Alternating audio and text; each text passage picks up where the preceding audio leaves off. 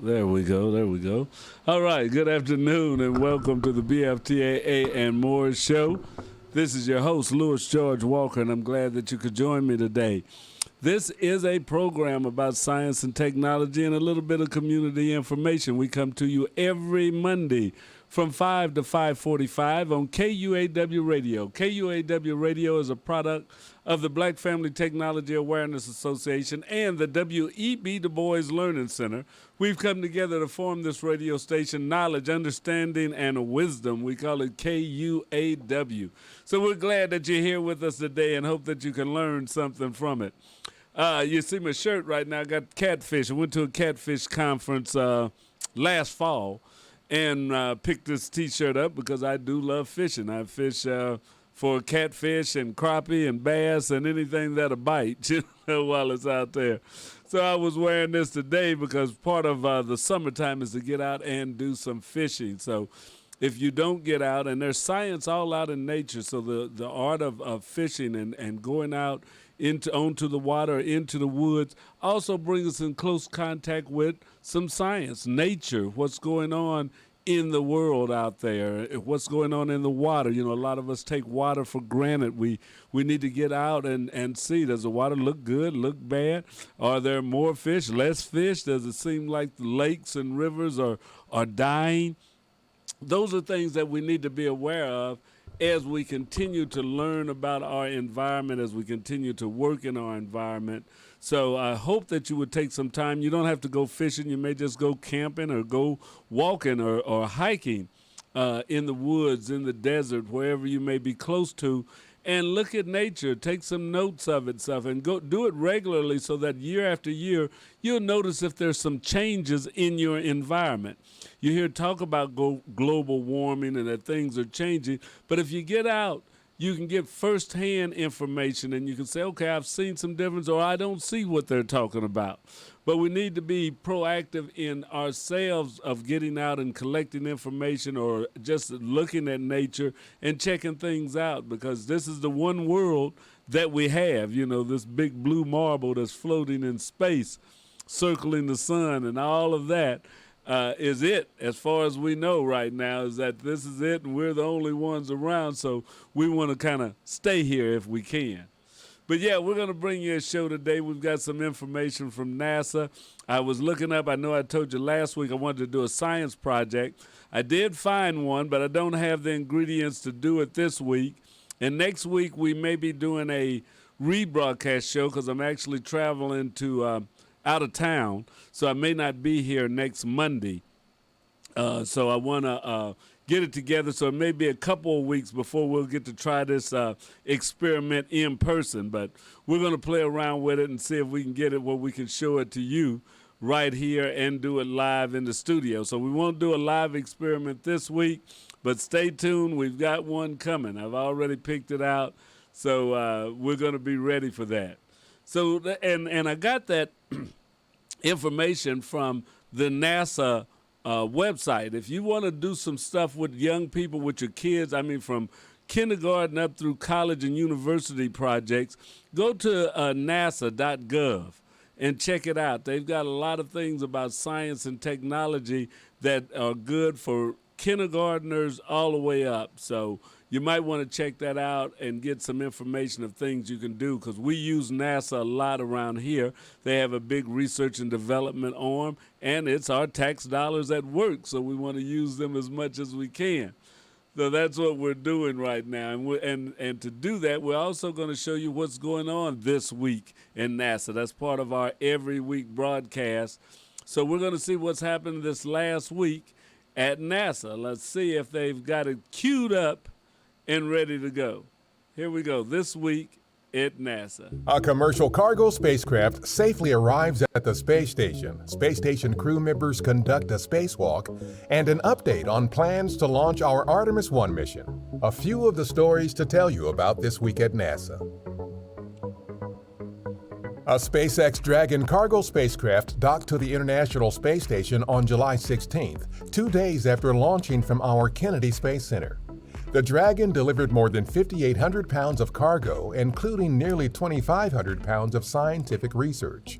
A few of the research projects include a study on the mineral composition of dust in the atmosphere and its effects on our climate, an investigation into the impacts of space travel on the human immune system, and a look at how microgravity affects the process of creating a concrete alternative made with an organic compound and silica, which is found in lunar and Martian dust.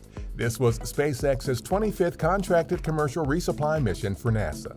On July 21st, Oleg Artemiev of Roscosmos and Samantha Cristoforetti of the European Space Agency conducted a spacewalk outside the space station to continue outfitting hardware on the Nauka multipurpose laboratory module, including the installation of platforms around the European robotic arm. Nauka and the European robotic arm were launched to the station last July from the Baikonur Cosmodrome in Kazakhstan. NASA leaders provided an update July 20th on plans to launch the uncrewed Artemis 1 flight test around the Moon with our Space Launch System rocket and Orion spacecraft. While the agency has not yet committed to a formal target launch date, August 29th, September 2nd, and September 5th are the dates currently on hold as potential launch opportunities. These dates help engineers manage the schedule and build mission timelines while work to prepare the rocket, spacecraft, and ground systems for the flight continues. For updates, follow along on NASA's Artemis blog at blogs.nasa.gov/Artemis. NASA has asked teams working to deliver our water-hunting Viper rover to the Moon to retarget delivery from November 2023 to November 2024. The decision to pursue a 2024 delivery date stems from the agency's request to Astrobotic for additional ground testing of the company's Griffin lunar lander, which will deliver Viper to the Moon's south pole through our Commercial Lunar Payload Services or CLPS initiative. The additional tests are aimed at reducing the overall risk involved with delivering the rover to the Moon. Viper's mission will provide insight into the origin and distribution of water on the Moon and help determine how lunar resources could be harvested for future human space exploration.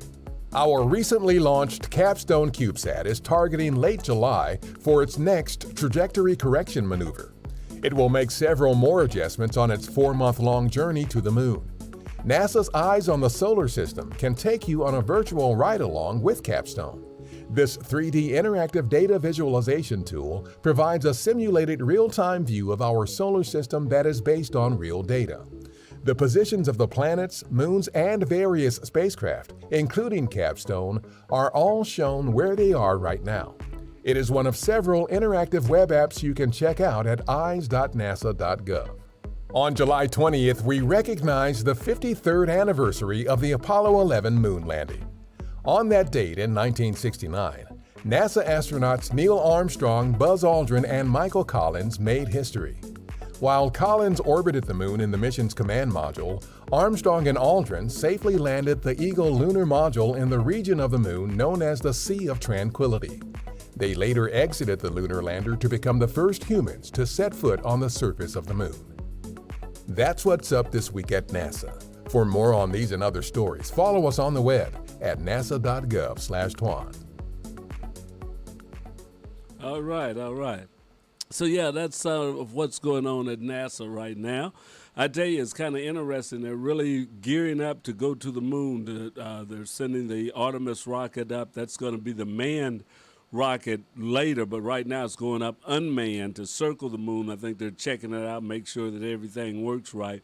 And they're also looking at equipment to start using materials that are on the moon for further space exploration. If you looked at what they were talking about, they're looking at making a material that's like concrete out of some of the dust that's already there on the moon. So if they want to start building, they've got some stuff. They're wanting to see where the water is and how it's distributed from that polar cap around different parts of the moon.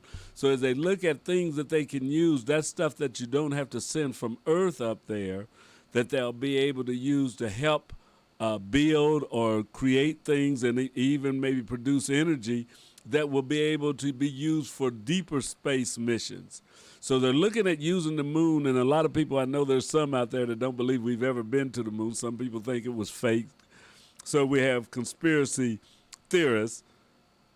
I happen to be one that believe they actually did it. I can't see them going through all that they've went through so far, and nobody's let the secret out. That the United States hasn't been able to keep secrets like that for 40, 50 years of anything, with all the news and everybody that was around, that they can't show where this thing was faked at and stuff. So anyway, they're going back, and for some people they may say they're going to fake it again. I don't know, but they say they're going back to the moon and looking at going beyond. So the moon is going to be serving a purpose as a space station.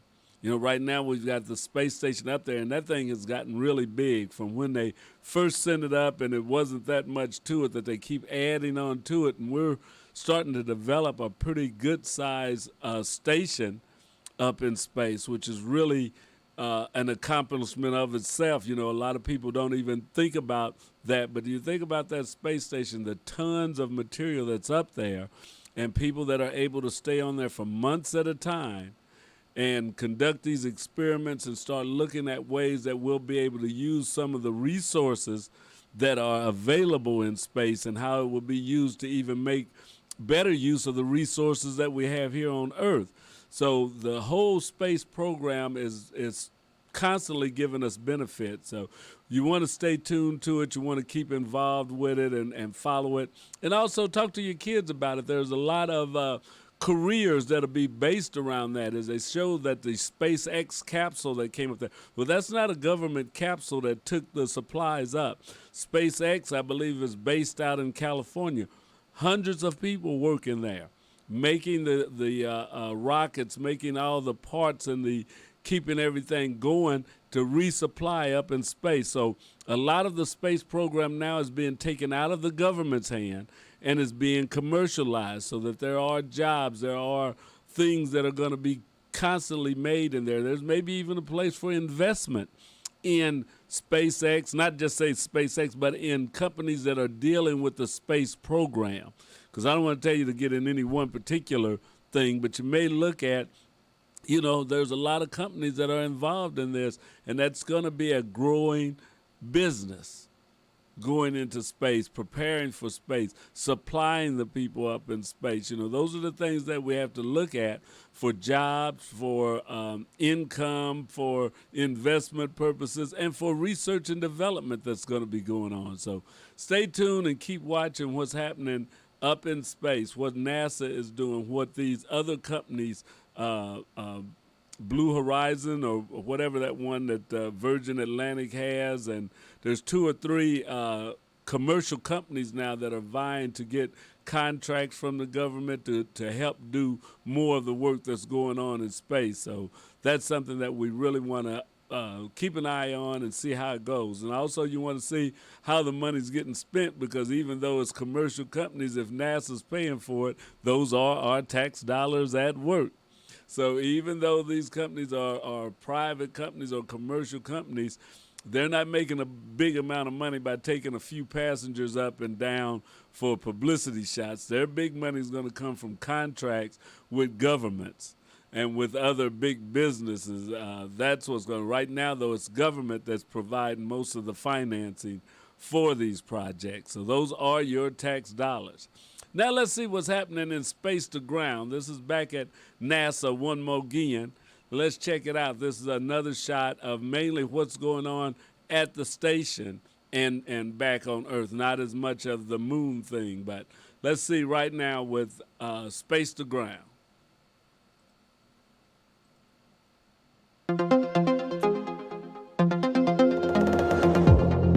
Welcome to Space to Ground. I'm Sandra Jones. 2 Dragons are now docked to the International Space Station, and a spacewalking duo stepped outside the hatch this week for station upgrades. On July 14th, SpaceX's 25th Commercial Resupply Services mission launched from Florida. Following a 2-day journey, the cargo Dragon arrived to the space station and docked to the forward port of Harmony. The resupply ship was filled with more than 5,800 pounds of supplies, hardware, and science experiments. Also docked to the space station is the Crew Dragon Freedom, which arrived at the space station in April and docked to the Zenith port of Harmony with Crew 4 on board. That crew includes NASA astronauts Kjell Lindgren, Bob Hines, Jessica Watkins, and ESA astronaut Samantha Cristoforetti. If you've heard the phrase, "today's urine is tomorrow's coffee," you probably understand how important safe and efficient water recycling is for long-duration space missions.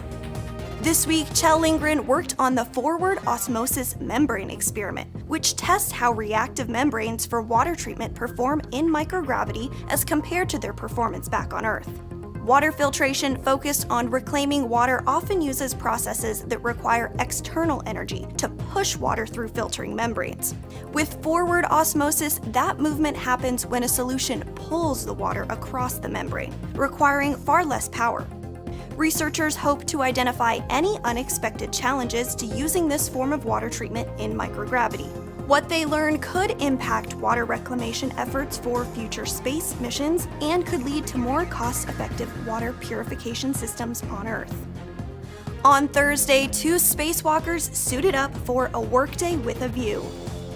Expedition 67 Commander Oleg Artemyev of Roscosmos and Flight Engineer Samantha Cristoforetti of ESA, clad in Russian Orlan spacesuits, performed a spacewalk to install platforms and workstation adapter hardware near the 37-foot-long manipulator system mounted to Nauka. And that's Space to Ground for this week. Thanks so much for watching. We'll see you next week.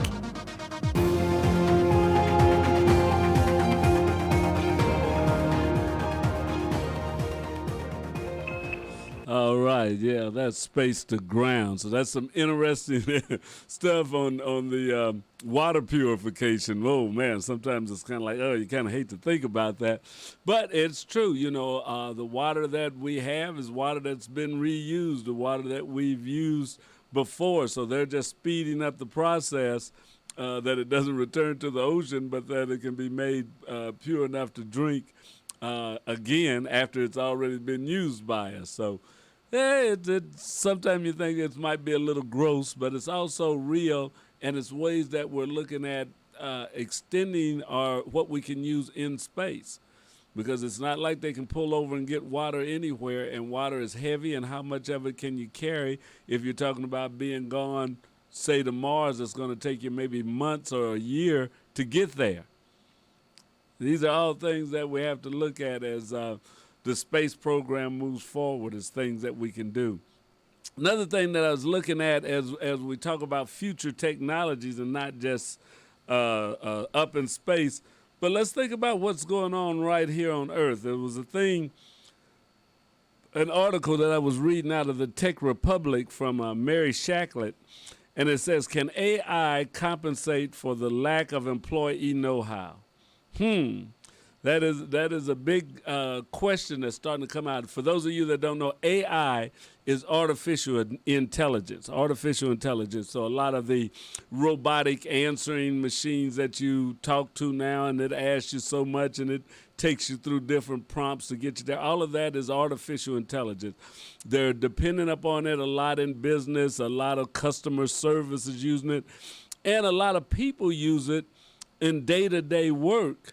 And they say, is it working out to be better or not? You know, because as we look at streamlining businesses, we want to eliminate people. It says streamlining the business process is highly beneficial in speeding times of market, likely had much to do with us changing that.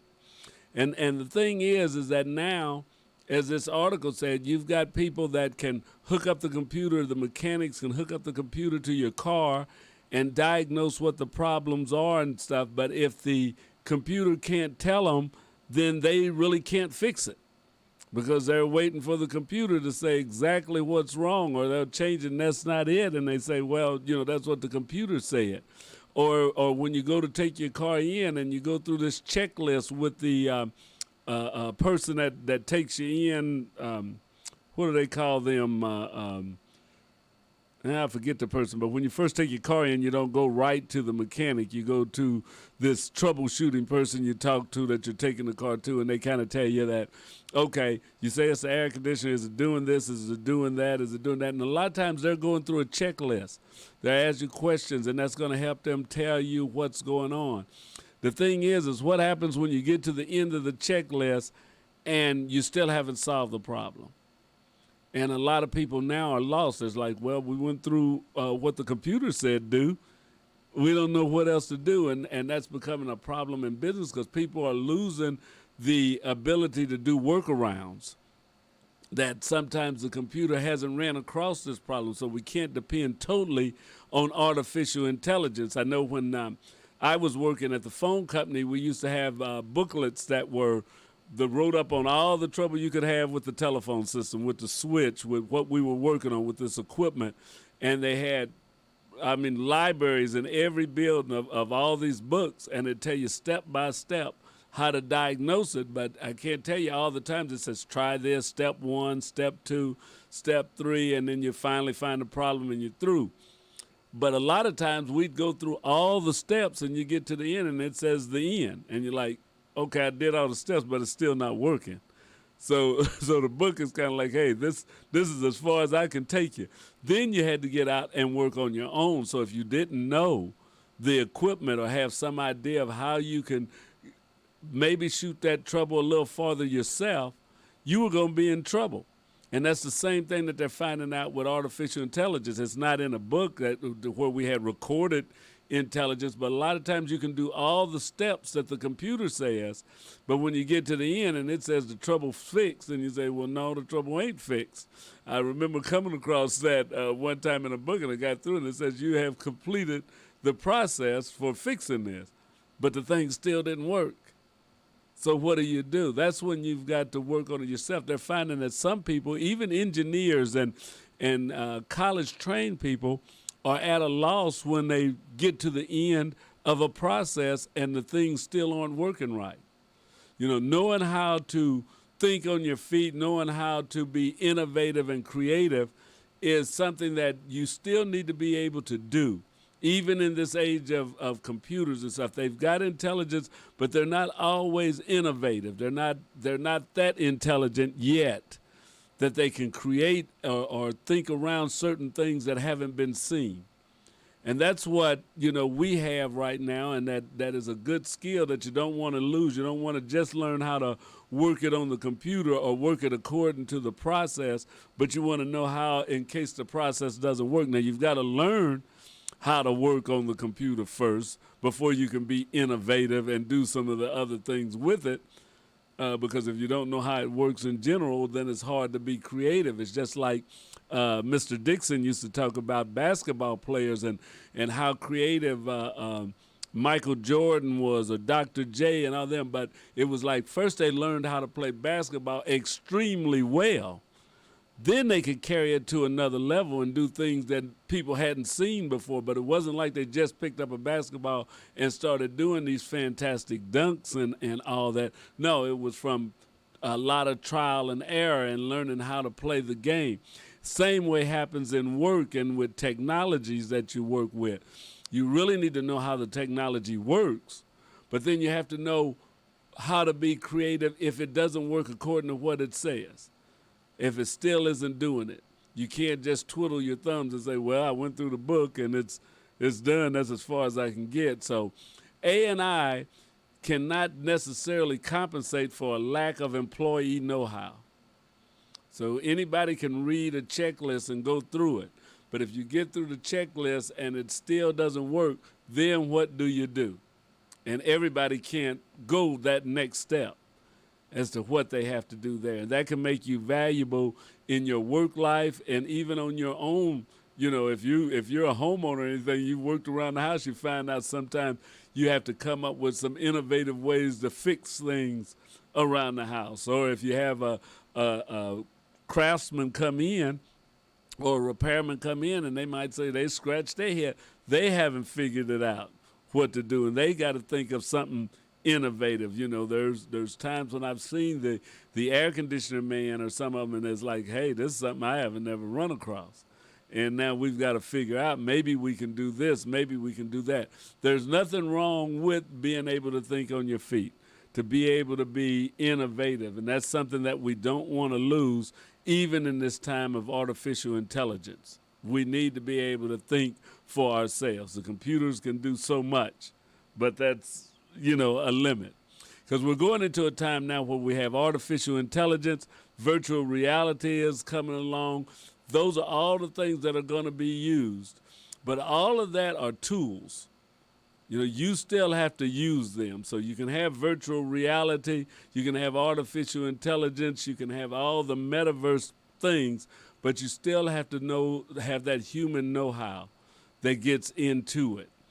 Virtual reality is going to be big in schools before long, to be immersed in 3D images all around you of things. If you and all your classmates can actually go to this historical spot, or as you've seen on the commercials, work and learn how to operate on bodies, on people, without ever having a real person in front of you and stuff, that you can learn all this stuff virtually. Those are the type of things that are going to be great. There's nothing wrong with them. But you definitely have to remember that those are tools, and you'll still need teachers in order to learn, in order to know how to go even further, how to do more than what that virtual reality can tell you to do. But it's going to be great. Yeah, virtual reality, as I look at article also that was out, and I check out a lot of different articles, not just getting ready for this show, but as president of the Black Family Technology Awareness Association, I try to keep myself informed on the things that are going on in technology. Because a lot of times people ask me or ask our organization different questions about things, so we try and know a little bit about it, or have heard about it, or be able to direct them to somebody that knows about it. And you've got to do those type of things in order to stay abreast and to stay current. But virtual reality is going to be a game changer, but it's not going to be the end all and be all. It's just like computers. When computers first came out, that it was going to change education in the 1990s. Oh, it was fantastic, the things you could do with your computer, and teachers could use in classrooms and show you a lot of different things. Well, it was great, but it's going to be even better as you go into virtual reality. But it doesn't take the place of learning to read yourself and to explore and have that curiosity that you need to have.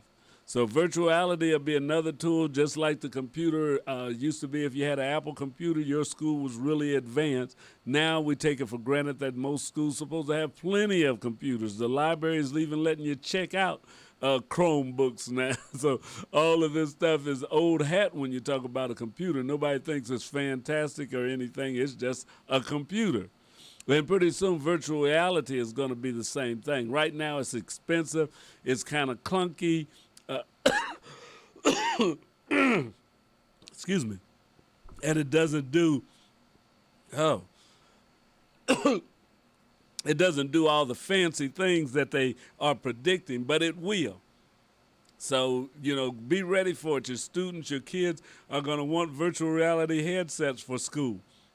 Hopefully the price will come down. They're wanting $300 and better for some of these. Some of them up to $1,200. I was looking on Amazon. So the virtual reality headsets can get pretty doggone expensive. But as they get to be more in use, the price will come down. It's just like computers. The first computer I bought was a really, compared to today's computer, was really slow, and it cost me almost $1,000 for it. And now, you can get Chromebooks at the library. They're cheap enough that they'll let you check them out. $100, a couple $100, and you've got the latest Chromebook. Everybody's got a lot of computing power in their phones and in tablets. So as they develop the virtual reality, the price hopefully will start coming down on them, and it'll be able to be more ubiquitous. Now, with that being said, all of that's still going to use up a lot of bandwidth and a lot of computing power. So you're still going to need a computer. You're still going to need to have network connections. You need to be connected to, for lack of a better thing, the internet or the metaverse or whatever. But you're going to have some connections. You're going to have those in your house. You're going to have those at jobs and in your neighborhood, at your school, at your church. All of those places. So more and more data is going to be needed and transported, and we need to make sure that we're staying up on that. A lot of us are still not running on real high-speed internet lines, and they're not available everywhere or from every company. Some companies can offer you this speed and that speed. Some of them can offer you a lot of download speed, but not much upload speed. Well, that was good when all you were doing was bringing information in, but now as people are streaming and interacting with more video and more ways, we're needing more bandwidth going up the pipe as we do coming down the pipe. So that gets into the little techie stuff, but to watch movies and that on television, on the computer, doesn't take as much power going up because you're just watching a movie that's coming to you. But when you start doing a video conference with your friends, you're sending as much video out as you're getting in. So now all of a sudden your speed to go out has to be as fast. The early internet gave you, and even a lot of the internet now, most of it, doesn't give you as much speed or bandwidth going out as it does coming in. So they're still building a lot of the internet pipes for people to watch movies or television on, and not to do streaming or a lot of interactive activities. You can get 200 megabits download speed, and they'll only give you 5 megabits of upload speed, or 10 megabits. And your picture is jerky when it gets to other people and stuff like that. And you're saying, what's wrong? Well, you don't have that much bandwidth going up, even though you're paying a lot. And that comes into a whole nother technical side of if we have symmetrical, asymmetrical bandwidth, if we're able to get the same amount of speed both ways. And that takes a different type of technology, a little more equipment, and it's going to cost more. But that's a thing that we'll have to look at. But yeah, just wanted to kind of bring you up on those things. And also want to let you know that we're coming into voting season. The primary is coming up next week in Missouri, and I believe Kansas also. I know we're voting Tuesday. I don't tell you who to vote for, but I do say you need to be registered to vote. And if you're not registered to vote in the primary, go register anyway, because in November they'll be voting anyway. So don't listen if they say, well, it's too late. It might be too late to register for primaries, but it's not too late to register for the general election that'll be happening in November. So pay attention to what it is that you want to do, and make sure you go ahead and get registered to vote. We all need to vote. We all need to be participating citizens in our democracy. You may not like the way it goes on. You may have your doubts about legitimacy, this, that, and other. But if you're not involved, you don't have any say-so in it. So registration to vote, and then after registering, go vote. I'm going out of town, might not be back in time. I'm going to vote early so that my vote will already be in. Just because I'm out of town doesn't mean I have the right to skip voting. No, they make it available that you can vote even if you're not going to be in town when the election happens. So remember that. There's certain requirements, though. So we need to stay up on it because they're tightening them up, or they're making sure, not making sure, but they're trying to make it a stringent process. Some say that there's voter fraud, but that hasn't been proven that there's been any large-scale voter fraud whatsoever. But some are saying that it is, and they're making different restrictions on how you can vote and early voting. And in some ways, I think it's being used to dissuade some people from voting. If you make it too complicated or too hard, then they say we can keep certain people out of the voting arena. You know, when they first started voting in here, if you didn't own land or property, you couldn't vote in the United States. It wasn't for everybody to vote. And then if you were a slave or black, they made it hard to vote. If you were a woman, you couldn't vote. It's not that you've always had this right to vote, and laws can be enacted to make it even harder. One thing I was reading is that a consequence of former President Donald Trump's big lie, or the false claim that the 2020 election was stolen, is that many states have changed voting laws in their states, making it harder to cast a ballot. In total, and this is from an article that I read from 538, the organization, a group called 538, says in total we found in our analysis of data from the Brennan Center for Justice, the Voting Rights Lab, and the National Conference of State Legislatures, and 538's own database, that since 2020 elections, 24 states have passed 56 new laws that restrict voting, in some cases affecting nearly every step of the process. The number of restrictions signed into law in 2021 was unprecedented. In fact, according to the Brennan Center, the total number of restrictions shatters the previous record high year, which was 2011, when 14 states enacted 19 laws by October of that year. In other words, depending on where you live, how you cast your ballot this year could be very different. That's why at 538, we're going to walk you through the new voting restrictions in each state and how they might affect you at each step of the voting process. So that's a thing that you can look at. It's a go to https://projects.538, all one word, .com, and then /voting-restrictions state by state. And they'll let you know the different restrictions that are being enacted in every state so that you can be ready for them and don't be surprised. Don't get there and say, well, I didn't know, or something, or get discouraged and turn around and don't vote.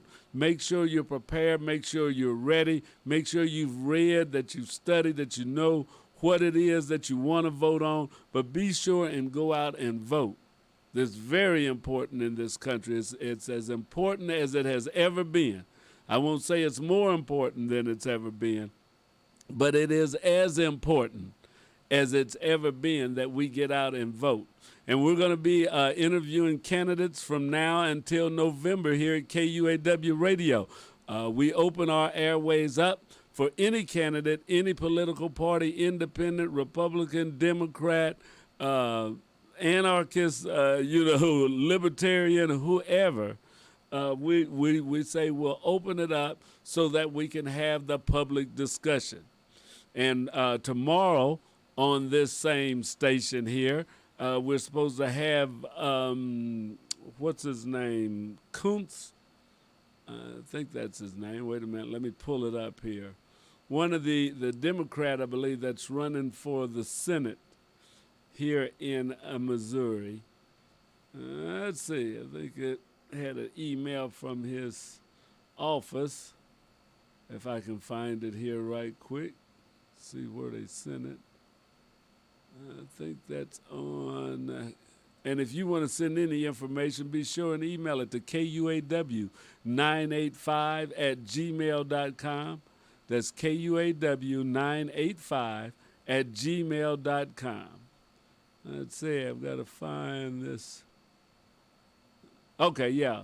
Lucas Kuntz. That's the one. So they're setting up, they're doing some talking on the source of the Inkwell show tomorrow with Mr. Tyrone Gathers from, when is he on? 7 to 8.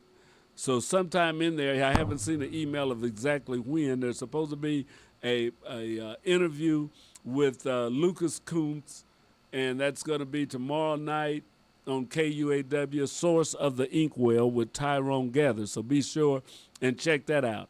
And before that, you want to check out The Truth Be Told with host T-Baby. She's going to be on with The Truth Be Told, and that will be on at 6 o'clock right here at KUAW. And she's really promoting her show that she wants you to tune in, wants to watch, and we hope that you will do it. So I saw an ad that she put out yesterday or today for her show, and she's really promoting her show that you need to watch Truth Be Told tomorrow on KUAW at 6 o'clock. So we have good shows. We're going to start the day early with our cooking show, which is Senior Moments with Millie.